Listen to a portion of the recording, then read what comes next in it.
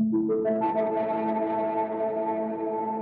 all know that as V or any heavily cyberwared up individual, we can take Night City by storm, taking out any of the gangs that try to take us on, obliterate the NCPD and even Max Tack, as well as Night City legend Adam Smasher, who has been undefeated for decades now. However, Night City isn't for everyone. For the common Joe walking the street, it is a terrifying city filled with danger, corporate greed and corruption everywhere you look. For people outside of this city, they need to adapt a lot to try and survive in this neon land. So today I have compiled a full guide of information so you can see how you would live your day-to-day life if you were to find yourself within this city and looking for things to do. We will be looking at where you can live, what's there to see and do, what are you eating, what to do for work, and who you will be bumping into. Remember, you are just a regular nobody in this. You won't be having a broken chip inside your head allowing you to have the best cyberware or anything like that. This is a guide just for a regular nobody and how they can live on a day-to-day basis. So welcome one and all as we go through the guide I proudly name as How to Survive Night City as a Regular Citizen within 2077.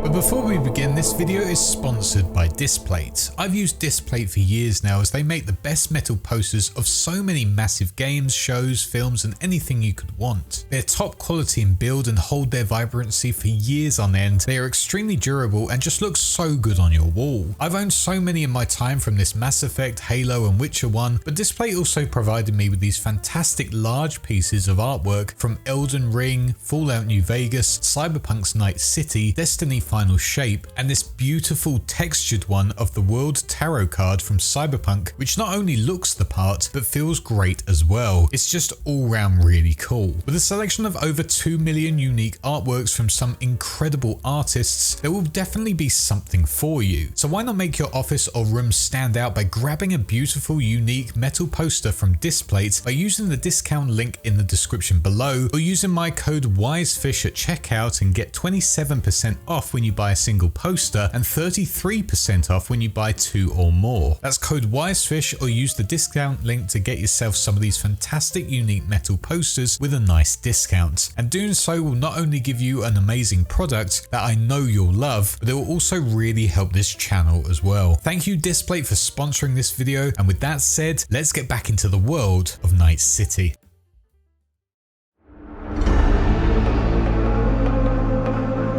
You've entered South California, to be more specific San Jose, and are heading to the West Coast beach side. In front of you, you will be greeted by a looming neon city, with advertisement boards all over the city skyline, displaying things for all sorts of brands, from drinks to cyberware to music and many more things. At first you won't be able to go into Night City itself, as you will have to pass a checkpoint to make sure you aren't carrying any illegal items or stolen contraband. Granted, if you are, you can just try and bribe them off, but let's be honest, with how corrupt this city is, the worker will just pocket the money and turn you in anyway. But if you are successful, you will be off into this grand, incredible city that has a lot of rich, controversial history to it. To cut a long story short, Night City was meant to be a capitalist utopia back when its founder Richard Knight came up with the idea, as it was originally named Colorado City. But after tons of internal feuds with people like the Yakuza, the Mafia, as well as of course the mega corporations, Knight would be killed, leading to his precious city and dream being renamed after him in his memory. Eventually it would become a corporate paradise, opening up its borders for anyone wanting to trade with them, which would again lead to other problems such as major housing crisis, mass immigration to it,